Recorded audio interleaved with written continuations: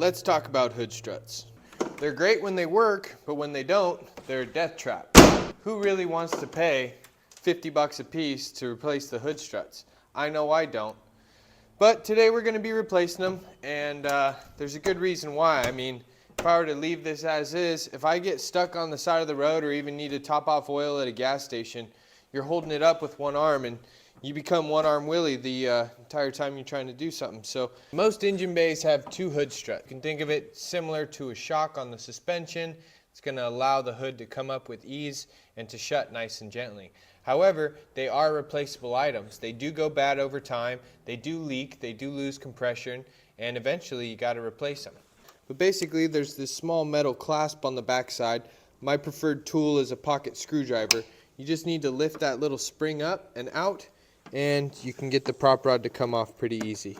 So here's your hood strut. You can see this one was leaking out of the bore, and so it lost all of its hydraulic fluid, thus losing its ability to hold pressure. So this one's definitely shot out. I'm going to end up replacing both of these today. So to get these lift struts off, all you have to do is take a pocket screwdriver, and there's this small metal spring on the back side. If you lift that up, what it does is it retracts these two tangs inside of this ball joint, this female ball joint, and it allows that ball or that joint to be removed from the socket. So in order to put them back on, I like to do the bottom first just because it's a little bit more buried, but just get that ball joint lined back up with that knob down there and then just push it on and it'll clip right into place, and boom. Click her on, she's locked in place, good to go. Even just with replacing one hood strut, it's already enough strength to keep this entire hood lifted up. Support the hood with my head real fast. Pop that ball joint out, pop that out, push them on and they snap into place. That snapped, lift our hood up, drop our prop rod again and make a mess, and then pop that on, and boom, we're good to go. All that was needed was a pocket screwdriver, maybe an extra person. We renewed the hood struts. It shuts nice and gently. It opens and stays open. We just need to exercise these new struts a little bit.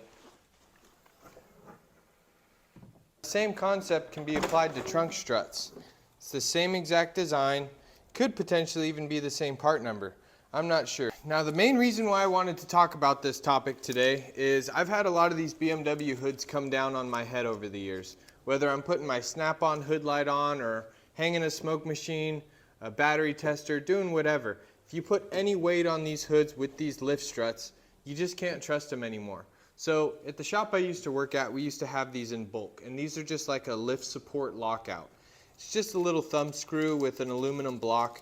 You slide it down here over the piston on the lift support and just twist it until it's nice and tight, and it's going to lock these hood struts out to where you can put as much weight as you want on this hood and those lift struts will never fail. The reason why I wanted to bring these up today is if you don't want to pay 50 bucks for each lift support to renew on your hood or your trunk, you could just pick up some of these lift support lockouts and that'll solve your issue. If you have bad lift struts, you could just keep one in your glove box. Just keep one handy. That way, in case you ever need to open the hood at a gas station, do an oil top off or anything, and you've neglected these hood struts, just pop this puppy out. It'll keep you nice and safe from working up underneath, and it costs like 1/10 of the cost of renewing both lift struts. And it'll save you a lot of headache, no pun intended, from this hood coming down on top of things. I've even dented the undersides of hoods. I was doing an oil service and left the oil canister flipped upside down. It was on an M62. It was on an M62 TU. I was doing an oil change. I left the oil canister flipped upside down, which if you've done them on these cars, you know they have that long plastic nipple. Well, the hood came down and it ended up hitting the hood so hard that it left a pimple dent on the top side. So we actually had to have a dent repair specialist come out and fix my mistake. Long story short, it's always a good idea to use a lift support lockout even if your lift struts are still good. That way you can put extra stress, tension. If you give the car a big bounce, that hood isn't going to catch that momentum and come down on top of your head. Let's put another lockout on this end, and with both of these hood supports locked out, I mean, it's going nowhere. I can pull down really, honestly, like as hard as I can. And if anything, I'm just gonna damage the hood. So the hood's not gonna come down. It completely gets rid of that concern whenever you're working underneath the hood with shot out lift struts. Another cool thing I wanted to talk about before we wrap today up is if you disconnect these lift supports, this hinge will go a lot farther than you anticipate. If you're pulling an engine out of a BMW or something with hood supports on it, if you disconnect these hood struts, you can get this hood almost vertical to where it's, you know, at a 90-degree angle, which helps a lot with getting engines up and out and just giving yourself overall more room to work. Even if I was doing like valve seals on a V8, BMW V8 or something, and I'm spending 5, 10, 15 hours over here on the sides, I'll still crack this hood up and DC the lift struts and put a prop rod in there just to keep it up, just because it gives you a lot more room and a lot more light and just gives you a little bit more room to work with. As far as what's to be coming this week, I'm going to start getting some parts compiled for the 2001 330i automatic. I need to do a rear left wheel bearing. I need to do engine mounts, control arm bushings. Eventually I need to get the trans out of it. However, I'm going to start getting this thing ready for sale soon.